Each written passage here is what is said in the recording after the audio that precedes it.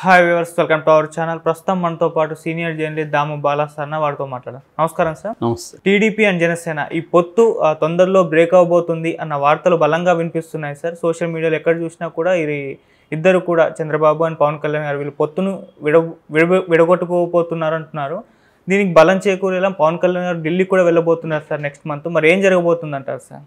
మనం చూసినప్పుడు బీజేపీ తెలుగు రాష్ట్రాల నుంచి ప్రత్యేకంగా చంద్రబాబుని, పవన్ కళ్యాణ్, ఇటు చిరంజీవి వీళ్ళని మాత్రమే ఆహ్వానించింది ప్రాణ ప్రతిష్ఠ కార్యక్రమానికి. అవును. సో ఇప్పుడు ఒక వార్త వైరల్ అవుతుంది 2-3 రోజుల నుంచి. ఈవెన్ మెయిన్ ఛానల్స్ కూడా దీని మీద చర్చిస్తున్నాయి. ఇదేంటంటే టీడీపీ జనసేన పొత్తు బ్రేక్ అయ్యే అవకాశాలు ఉంది, బీజేపీ జనసేన కలిసి వెళ్తాయి అన్న ఒక వార్త వినిపిస్తుంది. దీన్ని ఎవరు కూడా గట్టిగా ఖండించట్లేదు. ఇటు తెలుగుదేశం నుంచి కానీ జనసేన నుంచి కానీ ఖండించట్లేదు. అంటే అసలు ఇది పాజిబుల్ అనేది మాత్రం మనం చర్చించగలం. ఎందుకంటే అది నిజమో కాదో మనకు తెలియదు. అది ఓన్లీ ఒక వార్త. ఎందుకంటే ఇప్పుడు ఎలక్షన్ దగ్గరకు వచ్చే కొద్ది అనేక ఫేక్ వార్తలు ఈ రెండు వైపుల నుంచి కూడా ప్రచారంలోకి వస్తాయి. మొన్న కూడా చూసాము, జగన్ ఒక జడ్జికి వాచ్ ఇచ్చాడని వీళ్ళు, లోకేష్ అమెరికాలో అరెస్ట్ అయిపోయాడని వీళ్ళు అలాగా ప్రచారాలు చేస్తున్నారు. రెండిట్లో ఎంత నిజం ఉందని దేవుడికి తెలియదు. అలాగా రకరకాలు వస్తుంటాయి వార్తలు. అది నిప్పు లేనిదో పొగరాదనే పాత సామెత కూడా ఇప్పుడు అప్లికబుల్ కాదు. నిప్పు లేకుండా కూడా ఏఐతో పొగ క్రియేట్ చేయగలరు, ఆర్టిఫిషియల్ ఇంటెలిజెన్స్తో.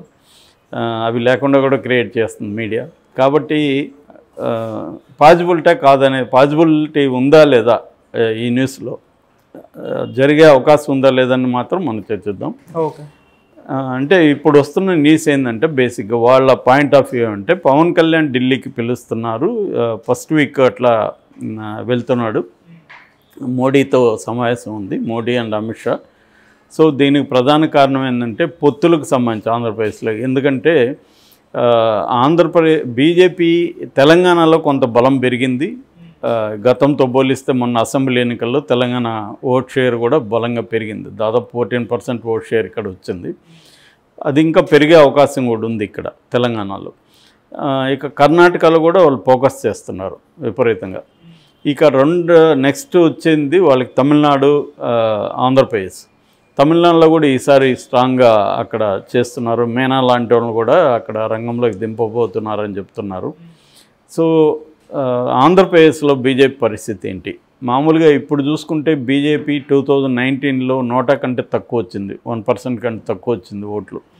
ఇప్పుడు కూడా పెరిగింది ఏమీ లేదు, ఇంకా తగ్గుండే అవకాశం ఉంది. వాళ్ళకి ఎవరు కూడా బలమైన రాష్ట్ర అధ్యక్షులు లేరు.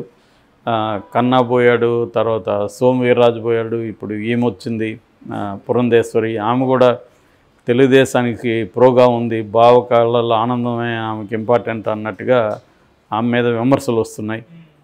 ఆమె కూడా ఒక దూకుడుగా గ్రౌండ్ లెవెల్లో పార్టీని పటిష్టం చేసే పద్ధతి ఏమి కనబడట్లేదు.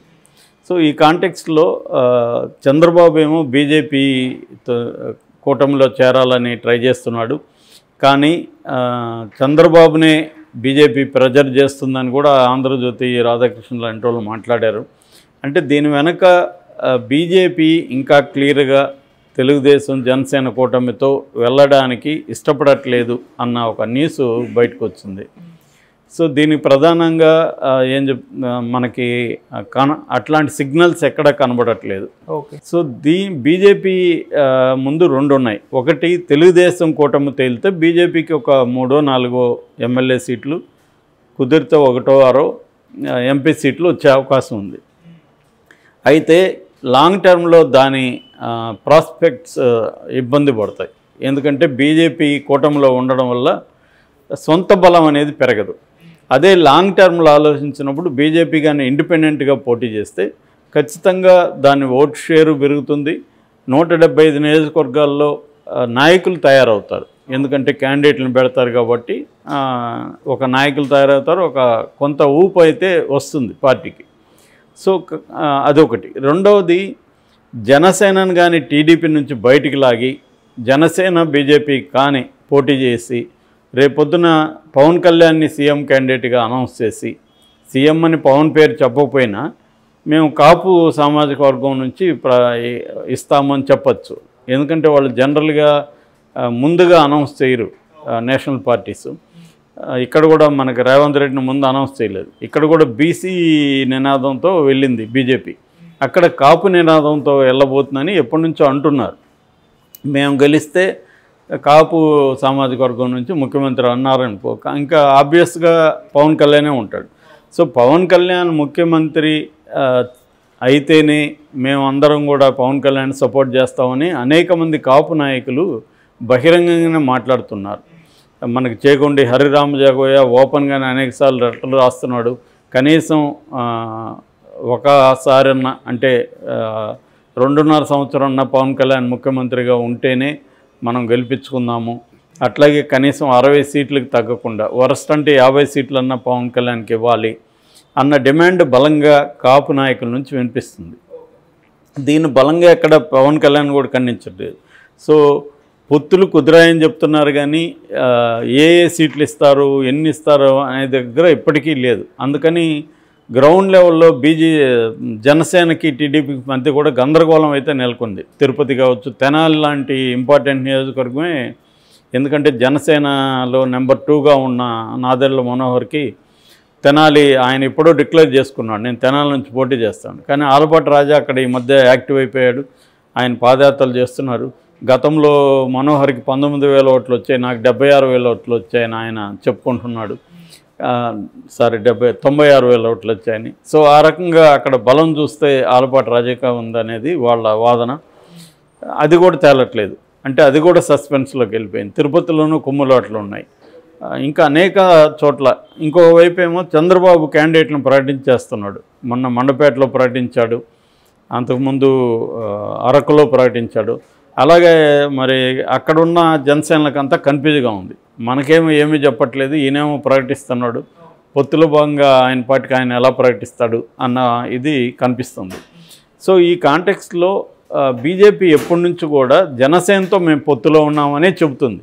ఒక పక్క జనసేనతో పొత్తులో ఉన్నామని చెప్తుంది, ఎన్డీఏలో పొత్తులో లేని టీడీపీతో జనసేన పొత్తులో ఉంటుంది. ఈ కన్ఫ్యూజన్ ఎవరికి కూడా అర్థం కాలేదు, ఎందుకంటే దేశంలో ఎప్పుడు ఇలాంటిది లేదు, ఫస్ట్ టైం ఇది. సో ఈ నేపథ్యంలో పవన్ కళ్యాణ్ కానీ ఈ తెలుగుదేశం నుంచి బయటికి లాగి, సో బీజేపీ జనసేన కానీ పోటీ చేస్తే పవన్ కళ్యాణ్కి టీడీపీలో కూటమిలో ఉంటే వచ్చే సీట్ల కంటే బీజేపీలో ఉంటే ఎక్కువ సీట్లు వస్తాయి అన్నది పవన్ కళ్యాణ్ని కన్విన్స్ చేయడానికి ట్రై చేస్తున్నారు. ఎందుకంటే కాపు నువ్వే ముఖ్యమంత్రి అని ప్రకటించినప్పుడు గొప్పగా కాపులు అందరూ నీకు ఓట్లు వేస్తారు. కనీసం ఉభయ గోదావరి జిల్లాల్లో, కొంత రాయలసీమలో 1-2, ఎందుకంటే రాయలసీమలో కూడా బల్జల పాపులేషన్ కొన్ని చోట్ల, ఫర్ ఎగ్జాంపుల్ తిరుపతి వెరీ స్ట్రాంగ్గా ఉంటుంది. సో అట్లాగే ఉత్తరాంధ్రలో ఉంది. ఇట్లా కొన్ని నియోజకవర్గాల్లో బలమైన కాపు ఓట్లు అక్కడ ఉన్నాయన్నమాట. సో అలాంటప్పుడు అవన్నీ కూడా పోలరైజ్ అవుతాయి, మొత్తంగా గుంపగుత్తగా పోలరైజ్ అయినప్పుడు ఇటు జగన్ రెడ్డిని సీఎం చేయడానికో చంద్రబాబు నాయుడిని సీఎం చేయడానికో మనం ఎందుకు ప్రయత్నించాలి, మనం ఎందుకు త్యాగాలు చేయాలనేది కాపుల్లో ఉంది. 1983 నుంచి ఎన్టీఆర్ సీఎం అయినప్పటి నుంచి ఇప్పటి వరకు రెడ్డో కమ్మ ఇద్దరే అవుతున్నారు సీఎంలు, మనం ఎప్పుడయ్యేదన్న ఇది కాపుల్లో ఉంది. కాబట్టి కానీ పవన్ కళ్యాణ్ సీఎం అవుతాడు మా కూటమిలో అని కానీ చెప్పగలిగితే, కనీసం ఇప్పటి నుంచి ప్రొజెక్ట్ చేయగలిగితే సీఎం క్యాండిడేట్గా పవన్ నాయకత్వం అనేది స్థిరంగా అవుతుంది. పవన్కి కూడా అదేమవుతుందంటే 2029లో, ఇప్పుడు ఒకవేళ ఆయన సీఎం కాకపోయినా 2029లో అయ్యే అవకాశం ఉంది. ఆ రకంగా పవన్ కళ్యాణ్కి హెల్ప్ అవుతుంది అనేది పవన్ కళ్యాణ్ కన్విన్స్ చేయడానికి బీజేపీ కేంద్ర నాయకత్వం ట్రై చేస్తున్నట్టుగా మనకి అర్థమవుతుంది. అది పాజిబుల్ అయ్యే అవకాశం అయితే కనిపిస్తూ ఉంది. అయితే అది డిక్లేర్ ఎప్పుడు చేస్తారనేది మనం చూడాలి. ఎందుకంటే ఇది నిజంగా చేయబోతున్నారా లేదా, ఎందుకంటే ఇప్పటివరకు తెలుగుదేశం జనసేన మధ్య పొత్తు కుదిరింది అంటున్నారు కానీ ఎక్కడ క్యాండిడేట్లు అనౌన్స్ చేయడం కానీ, జాయింట్గా వాళ్ళు వెళ్ళి సభలు పెట్టడం కానీ అది చేయట్లా, విడివిడిగానే పెట్టుకుంటున్నారు. ఒక స్తబ్దత నెలకొందని చెప్పచ్చు కూటమిలో. దానికి కారణం ఇదే అని చెప్తున్నారు. సో సో మేబీ అది అయ్యే అవకాశం అయితే ఉంది. మరి ఎప్పుడవుతుంది ఏందనేది మనం చూడాలి.